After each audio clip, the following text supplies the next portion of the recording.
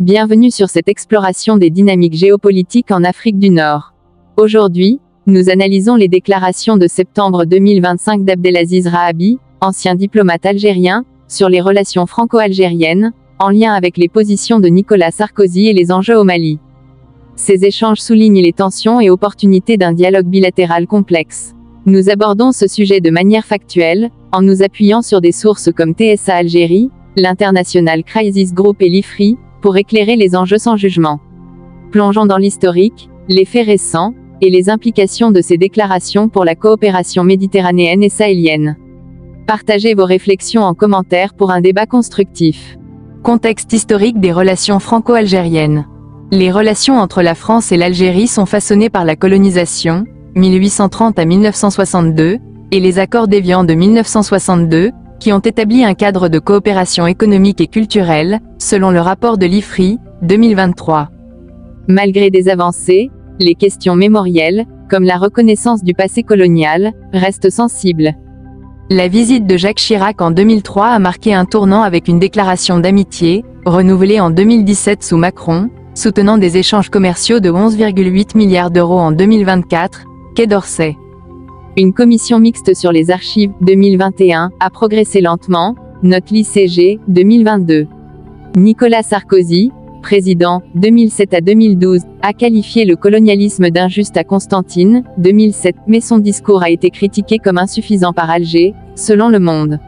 L'Algérie, pivot régional via l'Union africaine, maintient une coopération sécuritaire et énergétique avec la France, notamment au Sahel, illustrée par l'autorisation de survol lors de l'opération Serval, 2013.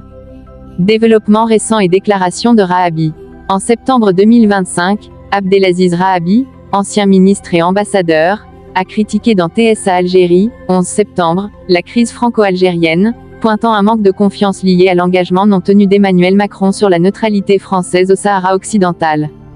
Une lettre de Macron à Mohamed VI, juillet 2024, soutenant l'autonomie marocaine a conduit à une rupture diplomatique en août 2024, avec expulsion de diplomates.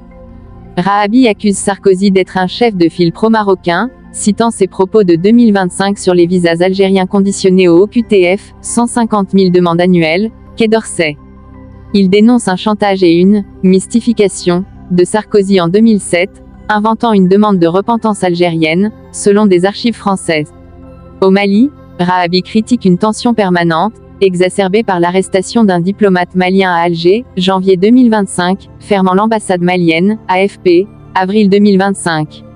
Une visite française à Bamako, mars 2025, a relancé la coopération sans inclure Alger. Enjeux régionaux, Sahara occidental et Mali. Les déclarations de Rahabi soulignent les défis de la cohérence diplomatique. L'ICG, juin 2025, note que l'alignement français sur le plan marocain, suivant les États-Unis, 2020, et l'Espagne, 2022, complique la médiation algérienne à l'ONU pour le Sahara occidental. Rahabi insiste sur la confiance comme préalable, critiquant l'érosion des avancées mémorielles de la commission Stora, 2021. Sur le Mali, l'accord d'Alger, 2015, reste partiellement appliqué, selon l'ONU, 2025, avec des retraits de groupes armés. Les tensions algéro-maliennes, liées à des accusations d'ingérence, reflètent des rivalités sahéliennes où la France, via Barkhane, 2014 à 2022, a collaboré avec Alger, mais des malentendus persistent, note l'Atlantic Council, juillet 2025. L'arrestation de Boualem Sansal, février 2025, pour « atteinte à l'unité nationale », a ravivé les frictions, avec des appels français à sa libération, SOS Racisme. Implications économiques et diplomatiques. Malgré les tensions, l'interdépendance économique persiste.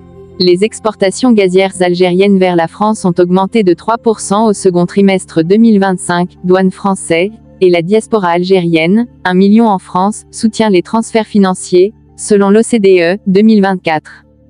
Rahabi propose des débats internes, inspiré de Mazafran, 2014, pour une diplomatie proactive. La commission mixte Stora-Bouhamidi, mai 2025, progresse sur les archives coloniales, PER-IFRI. L'Union pour la Méditerranée, relancée 2023, favorise la coopération énergétique et migratoire, note Bruegel, août 2025. Ces efforts pourraient apaiser les tensions si les engagements, comme la neutralité sur le Sahara, sont clarifiés. L'Algérie, via l'Union africaine, promeut des dialogues trilatéraux pour la stabilité sahélienne, équilibrant ses relations avec la Russie et la Chine. Conclusion. Les déclarations de Rahabi en septembre 2025 révèlent les obstacles à une réconciliation franco-algérienne, marquée par des divergences sur le Sahara occidental et le Mali. Elles soulignent le besoin de confiance mutuelle, dans un contexte historique complexe et une interdépendance économique. L'Algérie, pivot régional, navigue entre neutralité et médiation, tandis que la France jongle avec ses priorités domestiques et sahéliennes. Ces échanges appellent à des dialogues multilatéraux via l'ONU et l'Union africaine pour une stabilité durable. L'avenir dira si ces clarifications renforceront la coopération méditerranéenne. Merci d'avoir suivi. Partagez vos réflexions en commentaire, et abonnez-vous pour d'autres analyses géopolitiques. À bientôt.